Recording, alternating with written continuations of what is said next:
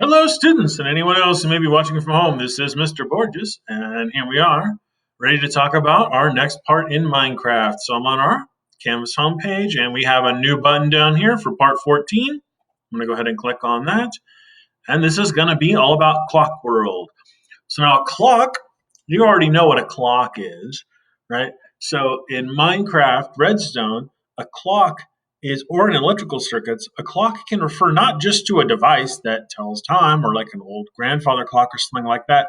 It's also any electric circuit or any redstone circuit that gives a tick, that ticks. That gives a repeatable, dependable ticking that we can use to time something else with. So maybe there's some event that you want to time, blinking a light on or off, or shooting fireworks, or whatever it is that you want to set the timing of. You can control the timing of that with clock circuits. So we're going to talk about a few different clock circuits, going from very fast circuits all the way to more medium and adjustable circuits, and then some very slow circuits. So we're going to be talking about those. Here's the video you're watching right now, and you'll have some example photos. I haven't taken those yet, but you'll be able to click here and see example photos of what I'm looking for. So you'll take photos of each one of these. This is our old assignment, but there'll be example photos here of each one of these clocks. Do your best to take a nice picture of it.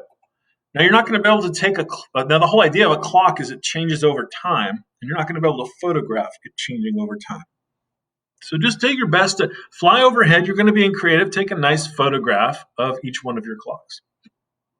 So we have an assignment checklist as always here. I'm going to go ahead and step one is always download the world. I'm going to go ahead and download that world. Now that it's downloaded, what we're going to do, we're going to build these clocks, take 8 photos with captions, then you're going to export your portfolio, turn in your portfolio. Pretty standard stuff for us at this point. I'm going to go ahead and launch this world.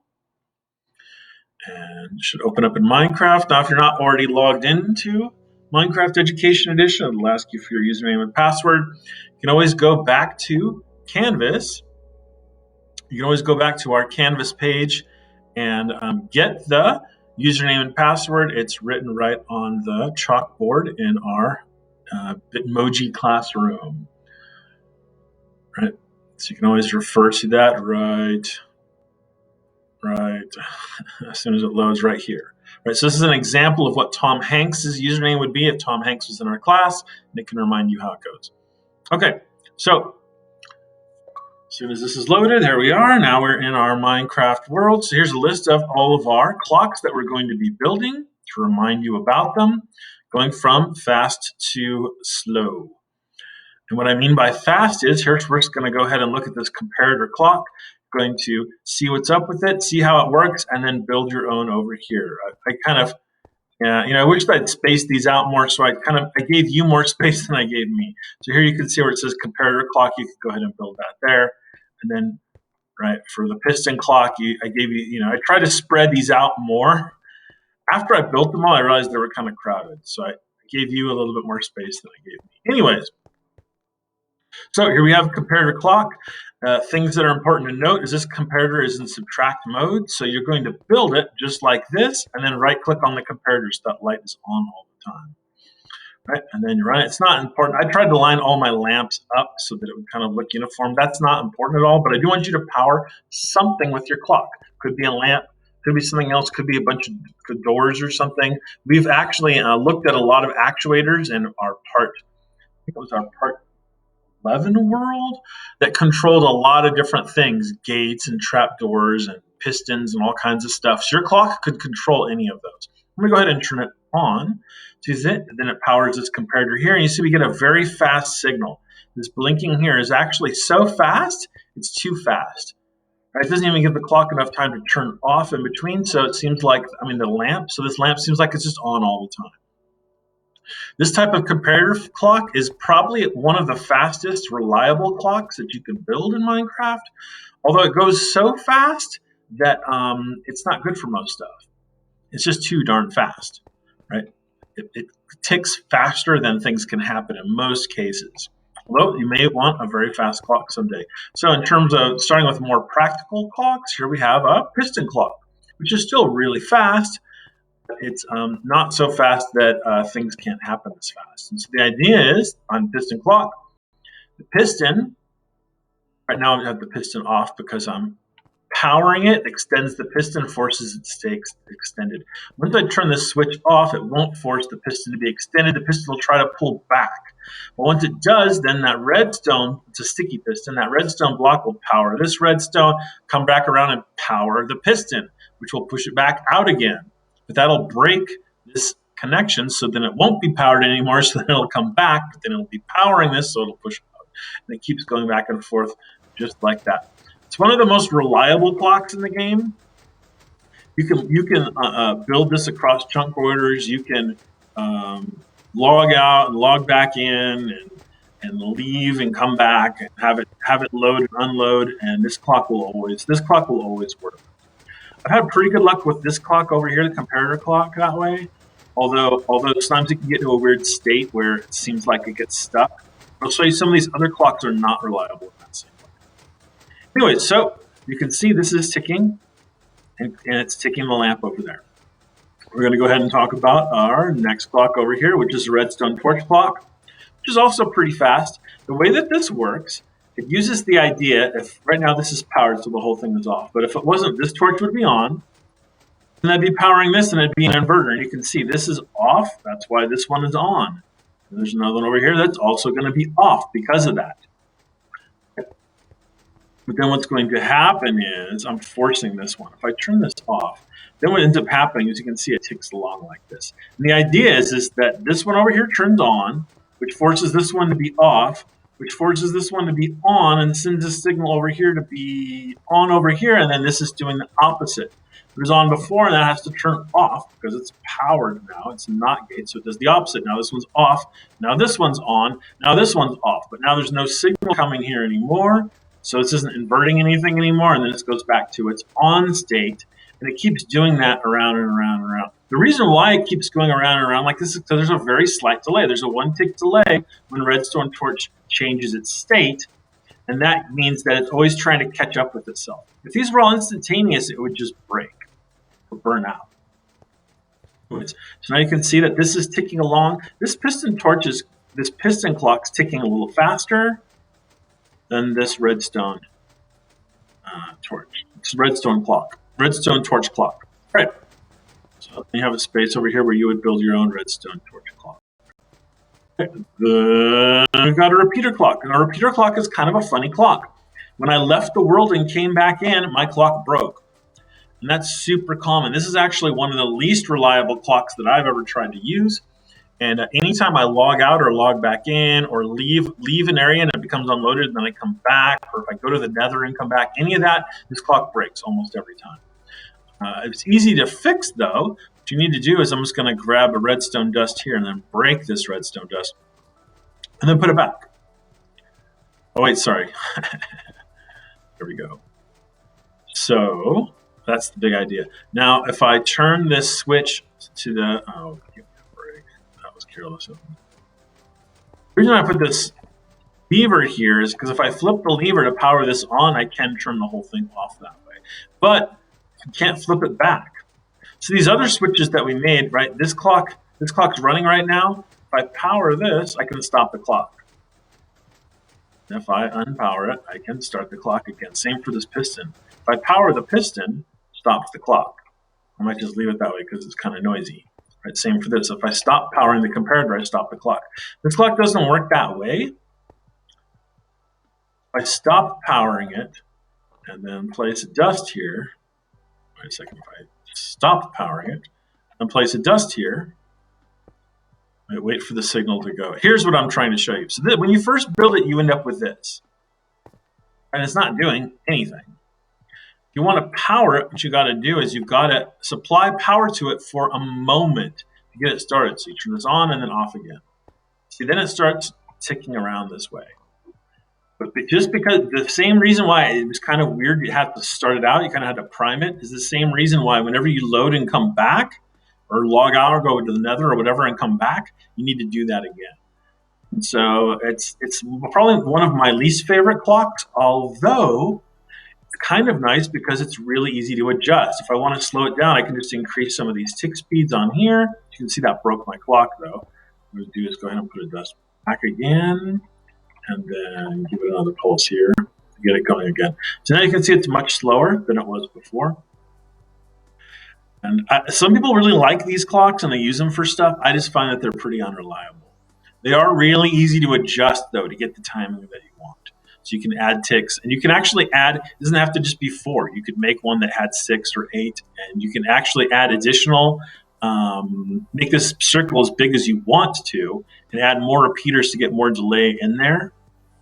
To adjust this quite a bit. Although if you want a longer delay, there are other options for clocks. So here's another option, right? This one is actually pretty straightforward. You might have never thought about it. We have a friendly pig got stuck in this minecart somehow. I don't know. He's going for a ride now. What we do basically is just going to power this minecart, and then it's going to go back and forth forever. And we have here just a detector rail. The detector rail is hooked up to a lamp. So it's going to turn on every once in a while, and it's a clock, right? It ticks relatively slowly. Right? So it goes tick, tick, tick, tick. So it's kind of a slow clock, but I could have made it as fast or slow as I wanted by adding more and more rails. And you can add as many rails as you want to this to adjust the speed of it. Although if it's going to be much further than this, you might want to come up with a different option. And there are some other different timers that we have over here for if you want a slow clock that aren't as expensive as having to build rails all over the place. And that actually gets pretty big. But sometimes you already have rails set up that's already doing something. And we don't always think about this as a clock, but setting something like this up can be a perfect way to time something if it's related to your rails. Okay. Over here we have what I think is the most interesting clock. This is one we call it the Despawn Clock. What this one uses, it uses the idea that already in Minecraft, an object that's just thrown on the ground, so I'm just going to drop some dirt or whatever else, just sitting there like that, it's going to stay there for 5 minutes. And then once it's loaded for 5 minutes, after that, it's just going to despawn and go away on its own. So what we can do is, I'm going to do this right now, to get it started, I'm going to throw a piece of dirt on top of that trapdoor. That's powering the lamp over there right now. And then what's going to happen is, after 5 minutes, which is kind of a long time, it's a slow clock. After 5 minutes, that dirt's going to despawn. That lamp is going to turn off. What else will happen, right? Right now, this signal is powered over here. It's connected to a NOT gate. It's connected to this torch, this inverter. It's going to make the opposite. That's why it's off, and that's why this signal up here is off, off, off, powering this dropper. So what will happen is, and I'll pick it up in a second to show you, once that's gone, this signal will turn off. This torch will do the opposite. It will turn on. That will power this dropper, and will make one more dirt fall on top of the plate. So I'm just going to get too close to pick up that dirt. You'll see that lamp will turn off for a second. Then immediately I was too close, and I picked up the next dirt that it dropped. Hold on a second. I'm going to go pick it up. Get out of the way. You saw that the lamp turned off for a moment. I just pick it up, simulating what would happen when it despawned. When it despawned, what's going to happen is it's going to drop another one all by itself, but that in-between time is a tick, and that's repeatable. It's going to be every 5 minutes. Every 5 minutes, that lamp is going to turn off for a moment. Or you know what? If you wanted something to turn on for a moment, you could put another inverter right here. So you could do something like this. So it would be the opposite if that's. Oh, give me a break. So it'd be the opposite if that's what you're looking for. Something like this. Now the light's off almost all the time, but if I pick up the dirt, see that it gives a tick, turns on for just a moment, once every 5 minutes. The dirt despawns. So you always use your NOT gates, your inverters, to get what you want. If you had off and it's on, or you had on and it's off. I didn't talk very much about this rail. I did find that if I had a powered rail right here again, and then these power rails were off, the pig would sometimes stop in a weird way. So that's why I did this. You might have to experiment around with some other different things just to keep your rail going. But that's the reason why this was this way. I added this extra one here to give it an extra boost, though, because otherwise it might not make it all the way down here. But you didn't have to make it as far as I did. You could make it shorter also. Okay, that's all I want to say about that. The next clock over here. So these are even slower, right? So I can adjust the timing of the repeater clock. And the rail clock is even slower, and I can adjust the timing of that. Then the despawn clock is pretty slow, 1 tick every 5 minutes. And then we get on to this ethos hopper clock. It's an adjustable clock, and it's kind of famous. A lot of YouTubers use this clock when they want to adjust the timing of something over a wide range, and maybe they're not sure where they want to start out, or it's going to have to change. And so the idea behind this, what you can do is you can build it just as I have built it here, but I want to point out to you, I've got junk that's in here, I'll get it out. So I can get this out. And I'll never end that way. Here, let me, hold on a second. Stop the clock, then get this stuff out. Okay. So these two hoppers are pointing into each other. This hopper is pointing this way, and this hopper is pointing that way. And I'm going to grab a hopper and demonstrate how do you make the hopper point into something, right? In case you don't know. So here, I'm going to right-click my hopper, and it's pointing into a dirt block now. Now I can break this dirt block. If I just right-click, it opens the hopper, and that's not going to work. I'm going to have to do a shift right-click there, and now I've got this hopper pointing into this hopper, and this hopper pointing into that hopper. And by itself, that's kind of silly. And I can input an item in here. You see, it just keeps going back and forth like that, right? Which is kind of silly. You can put a bunch of items in here. What ends up happening is it ends up just sort of getting stuck. Here, hold on a second. Oh, brother. But what we do, because we don't want it to just be stuck like that, we don't want it to just be stuck all the time, we want it to be doing something. So what we do is we use this block of redstone to lock one of the hoppers, so this stuff can be flowing then into that one. Then we detect when it becomes empty. Actually, sorry, over here, we detect when it becomes empty. That ends up powering this piston and then pushing the redstone block over to the other position. So in order to do this, so you build this just like I had it. I think that you'll be able to do that if you're careful. Make sure these pistons are pointing into each other. And then what you'll do is you place some items in one of the hoppers. They're going to flow into the other hopper. Right? Once they get all the way over there, oh, and I turned the clock off. There we go. So now you can see these ones are flowing out. They're flowing into there. Once they're all flowed over, gives a push. Now they're flowing over to here. Once they're all flowed over, gives a push back the other way. So that's giving a tick, and I can adjust this tick. I could put stacks. I could put 5 stacks of stuff in here and actually make this clock quite slow, make the ticks quite long.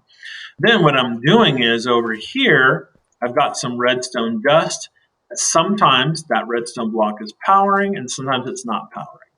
And that's giving me kind of a long tick over here on this lamp. See, right on, and then off. And I can adjust the timing of that. So I want you to also build your own ethos hopper clock. The pistons don't have to be on top of the hoppers. Sometimes you'll see them almost the same design except with the pistons on the side. The redstone block touching the hopper on the side. Which is similar. Then you wouldn't have to build this little ramp thing that I built over here to get your power. But I think either way, you have to build something up. Anyway, that's ethos hopper clock. Then the last clock that we're going to talk about is also the most simple one, and you didn't even give it credit as being a clock, but it's just a daylight sensor clock. By connecting a daylight sensor up to here, you're going to get a very, very long tick. This is going to be about a 10-minute long tick because it's only going to turn on during the daytime and during the game time of the day, and then it'll be on during the nighttime. And you can flip it over. So right now,